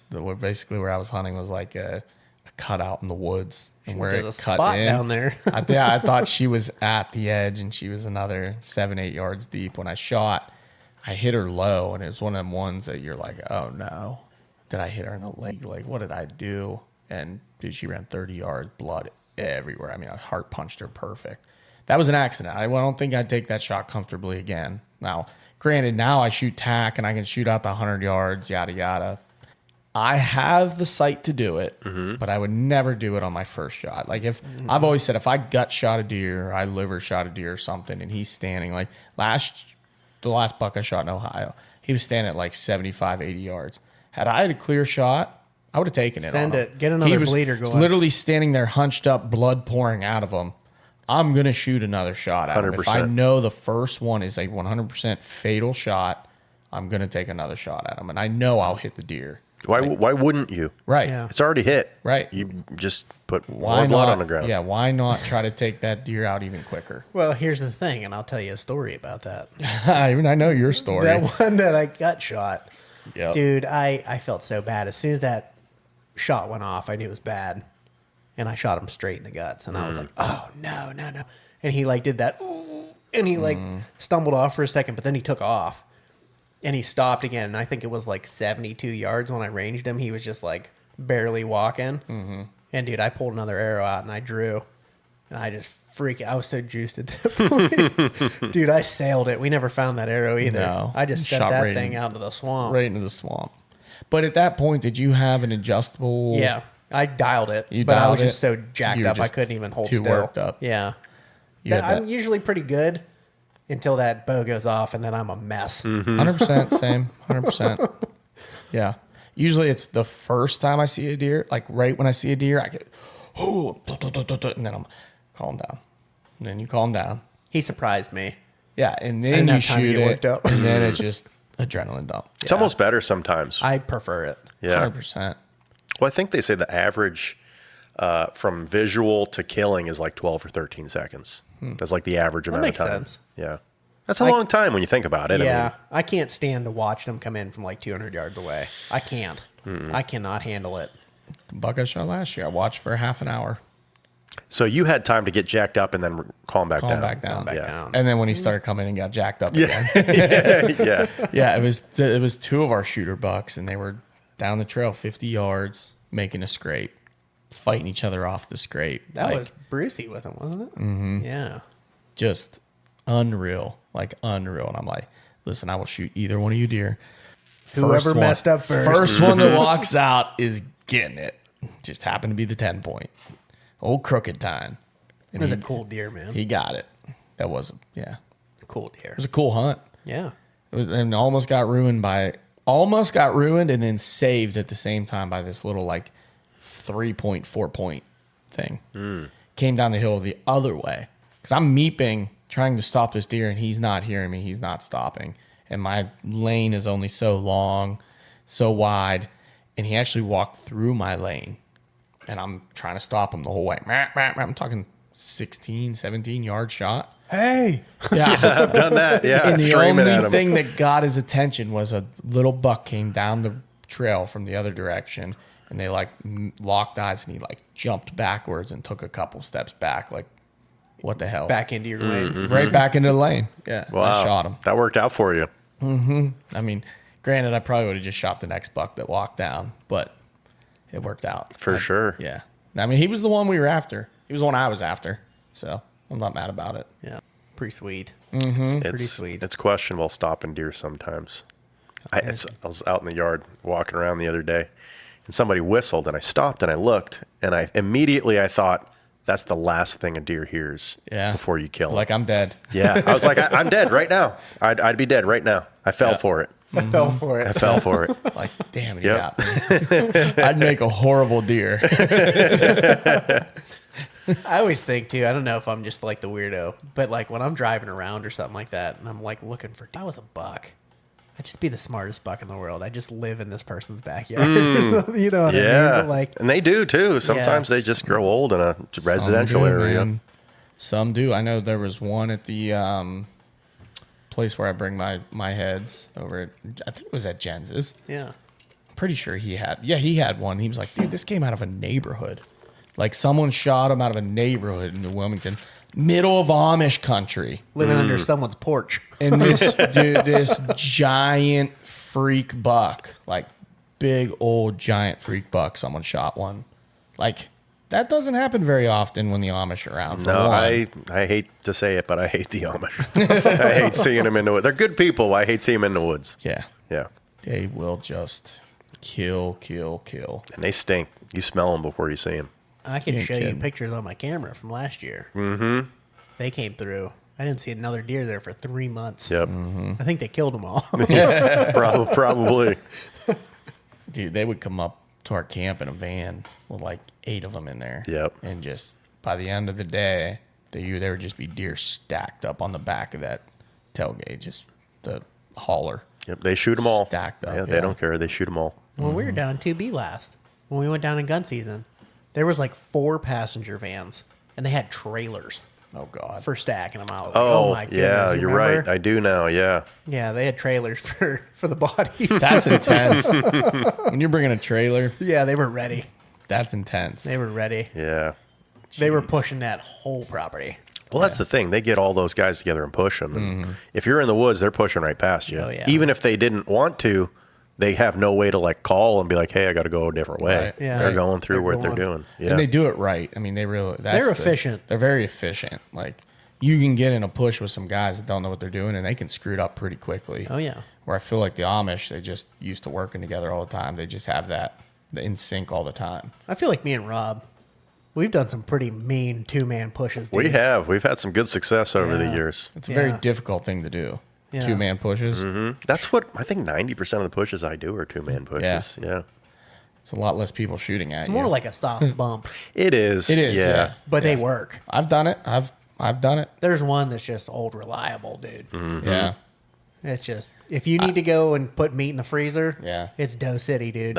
It used to be. Were you doing that with us when we first started doing it? When like 20 deer would come out of there? Yes, and every time I did it, it was all does. Yeah. And we got some does. And every time I wasn't there, bucks came out. Right. Right. Of course. Yeah. We have one property like that. It's perfect for really a 1-man push. Yeah. You don't need any more. No. You get in there with the wind the right direction. You get in there and you just start doing some zigzags, and you can blow that whole place out. And we've killed a lot of deer doing it that way. This My dad used to one-man push for us all the time. it works. It really does. It If you works. know what you're doing. If you know what you're doing, yeah. This is Difficult. one that's like back in the day, if you were trying to get some mammoths, this was where you push the mammoth through. Gotcha. You'd have got her Absolutely. done. Yeah, you push a rock off the cliff. and- Yeah. Well, that's what you just got to find a small enough piece that you can work it with one guy, and where they're kind of forced to somewhat of a funnel. Correct. And you can't just push a square block with two people. It's Right. not going to work. Right. They're going to loop on you and Yeah. double back. That's the exact scenario at this place. It's basically a creek bottom. You're up on one side or the other. You can cover the whole thing, and you come bumping through, and they run right down that creek bottom. Because otherwise, they have to run out into the wide open field, which they don't typically do, or go across a major highway, which they don't typically do. And So if they it's like- do, they've been pushed through there before. correct. Yep. Yeah, Yep. 'Cause some do. Yeah. Some do cut short and go across that field. So we started putting guys on the field. It's like, watch the back door because you never know. You never know. Or they'll let you walk past them. I've killed a couple deer because they thought I didn't see them. Oh, yeah. And I've let some go too. But I remember one doe specifically. I was sneaking that same spot we were just talking about. yeah, yeah. It was wintertime, rifle season, and I was sneaking through there and I saw this doe. And she was maybe, I don't know, 50, 60 yards from me, just watching me. And I didn't stop because I knew when I stopped, she'd take off. And I was kind of angling towards her, but I was kind of beside her at this point where she thought I was going to walk on past her. And I'm waiting and I'm walking and it's thick, and I finally hit a spot that I thought was open, and I stopped and I swung the rifle, and there's this big fat grapevine going right across her chest. and she was facing me, and so I had no shot, and she arches her neck around the tree or around that vine to look at me, and I shot her in the white patch. And Nice. she did a backflip and she didn't even move. yeah. Oh, yeah. But yeah, they'll let you walk by them. Mm-hmm. I walked past one doe in the junkyard, which isn't there, and there's a house there now. Used to be the best bedding area in That was the whole county. That was a good spot. It was the best spot ever. And no joke, it was literally like a row of like washing machines and sinks and stuff. And I was just sneaking past because they bedded all in the junk and next to trucks and stuff, and it was crazy. And this doe was just on the other side of this like line of garbage. It was literally laying against a washing machine. So what's that, 3 foot wide, right? Like 1 yard. This doe was laying on the other side of this, and she saw me, and she went to run, and she stopped herself, and then she just hunkered back down. And I just pretended like I didn't see her, and I kept walking on by her. But I mean, I could have poked her with the gun if I wanted to. That's crazy. Yeah. Or high grass fields. Yeah. If you see like a little lone pine tree in the middle of a high grass field, go walk out to it, see what happens. Yeah. Yep. 100%. Yeah, for sure. Probably the best pusher, because I push hard and then I got to take a lot of breaks, you know? And when you stop, you make them nervous. Yep. They can't take that. You got to stop. yeah. If you're Yeah. still hunting, you got to stop. Yeah. 100%. Yeah. Like that is, It does make them so nervous. it makes them dude. so nervous. And when you know they're there, you can mess with them that way too. Like we go, even out of season, you're going for a walk, see a deer bedded up, stop and watch her like internally just start freaking Meltdown. out. Like, why did he stop? And then boom, jump up and run away. Yeah. Does he see me? Did they see me? They must see me. They stop. They see me. It's when you go walking by, like you're not looking at them, and you stop and you just go, And they go, oh shit, he saw me. Yeah. Yeah. Just whip your head at him real quick. Oh man, I'm excited though, boys. I am too, man. I'm really excited. I don't have any of my stuff ready to hunt tomorrow, but I'm still probably gonna go. Oh, you just need your bow. That's it. And my saddle. And my one stick. Don't forget your scree speedo. My scree speedo. Yeah. Your screedo. Screedo. it's my Screedo. It's lucky. It's lucky. lucky. Can't go home. Can't leave home without it. Yeah, your leopard print Screedo. Yeah. I don't know where to hunt though down there. That's the crazy part. It They're got all reliable, hammered. dude. I know, but it got hammered. That's usually good when it gets hammered, but I don't know, man. I'll send you a pin that me and Bobby when we crossed. I got some really You're not good, going to get in like, the tree. Yes, I know And exactly it where might you're be a talking 2-yard about. shot. Yeah. Nah, I'm out. But it's I prefer 1 yard and It's a dynamite spot. it's a dynamite Yeah. spot. You could dude. just bring a Bowie knife if you Yeah. were if you were man enough. time to get the atlatl out. Yeah. Yaddle. Dude, I can't imagine. It looks like a Mack truck went through, Yeah. but it's just made out of deer tracks. I'd love to get a camera on that trail. That's got to be insane. I bet you come November they're just cruising that Yeah. like And I crazy. guarantee nobody knows it's there. It is in the most inconspicuous spot. There are some spots in there with some deer trails that are just unbelievable. That's the way on this that is. game lands. Just unbelievable. And there's some really sneaky little spots that I could definitely go hunt, and I will somewhere. I don't know. I know they're hitting the acorns there right now pretty hard. Sabelli was drawn back on one the other night there. Good for him. Multiple times, actually. 2 nights he's hunted there. He's drawn back on them. Buck or doe or just Doe, whatever. Yeah. doe, yeah. Yeah, he hasn't seen any bucks. Just doe. But they're killing some giants out of 2B every year. They kill Every giants year. out of 2B. What was it, Mostly 3 years pro- ago? That freaking one That was just 200 like, inch. Yeah. Yeah. Really? Down in 2B? Oh, yeah, dude. Not game lands though. They said public. Yeah. But I don't think he was on public. I think he was on one of the I think other he was ones. on private. Yeah, one of Or these the other guys who ones. shoots like the new world record in a cemetery 70 yards or 70 miles away from where he said he got it type situation. Yeah. This guy shoots an absolute giant every year. Yeah. In 2B. Well, then he knows what he's doing. Yeah. He's doing something right. Give him my phone number if he needs somebody help him. Shout out to that guy. If you're in the right, if you're in the right spots down there, you have the right permission, right He'd properties. be money. Biggest deer I ever saw in my life, 2B. Really? Oh, yeah. Dude, giant. Okay. Giant. Oh, just Right. freak of nature. Well, if you can get in like those residential areas down there, they die of old age. They just get big. This was eating hostas. I was for hunting, sure. I was hunting Good a old 3 I hostas. was hunting a 3-acre lot of woods between probably 20 houses, That's all you need. and I saw 20 deer sit. Yep. Never saw him, but I saw him driving twice that year. Saw him in February with his first rack, then saw him again in November with his new rack. Wow. He got much bigger. wall of times, dude. Yeah, twisty. Anybody ever kill him? I never saw it. That deer Never died heard of of old him. age, guaranteed. Yeah. He had a big old lump or something on his shoulder too when I last saw him. So I don't know if he got gored, he got hit, someone shot him. There was literally a ground blind at the edge of this dude's yard with a trail camera on. I'm talking in the middle of his yard. There was just a ground blind with a trail camera pointed that way. So who knows? Somebody might have shot him, but if someone shot him, they never put it on any social media because I looked Yeah. hard. Right. That entire year, every page I was on, like, is that him? Nope. Is that him? Nope. Never saw him again. He is very distinguishable. Yeah. Oh, man. Maybe he's still out there somewhere. He'd be way old now. I'll show you a video of him. Okay. Yeah, I still have the pictures in the video. Beast. He's unreal. Yeah. Yeah. And on that note, I think we should end this. Bice Krieger. Buy Krieger. And VIP broadheads. Yeah. And back 40 seed. Yeah. If your food plot failed you, go buy some rescue blend. Yeah. Yeah, we can end it there. Okay. Bob, can I call you Bob? Does anybody call you Bob? No. Rob? You can call me Bob, but nobody does call me Bob. No. You don't get Bob?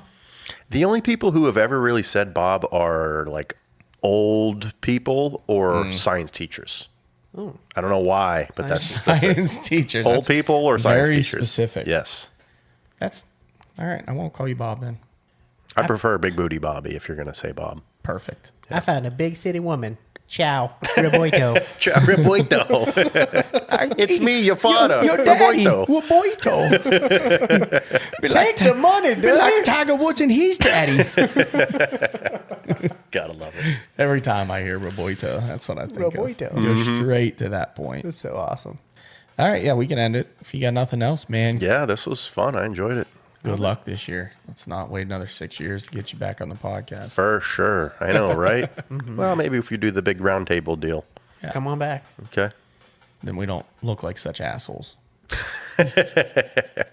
Okay, love you. I bye. blame you, by the way. Sorry, I got to blame you. We've talked about it several times. I know, but I can't take the blame. I'm terrible with scheduling. Yeah, it's tough. Terrible. Me too. We got a bunch of people that are like, yeah, we'll do it. And then it's like, I haven't even followed up. Let's do that. We got one scheduled for next week. We do, actually. So there you go. Cool. Right before season, things are kicking off. If you've already been hunting, hopefully you got something. If you did, congratulations. Let us know about it. If not, good luck. Season's coming up. Get prepared. Send us a picture. I'll Shoot give your you an damn air bow. high five. Yep. Shoot your bow. Check your safety harnesses. Make sure you're safe.